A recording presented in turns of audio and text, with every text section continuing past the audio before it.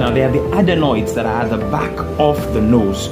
They can also get enlarged. They are like the barracks. The tonsils, the adenoids are like the barracks. Usually, just like in an insurgency, there's a lot of activity around the area, the soldiers, police going all over the place. That's exactly what happens when there's an infection around the area of the throat, the back of the nose. Now, in children, it's more common that you have enlarged adenoids in children who have some background of allergies. But either way, you can have the tonsils enlarged, the adenoids enlarged, and if they're blocking the airway, air can get in easily and come out easily. So you have children like this come down with repeated, what we call upper respiratory tract infections, where they're having cough, they're having catarrh. At night, there's a lot of snoring.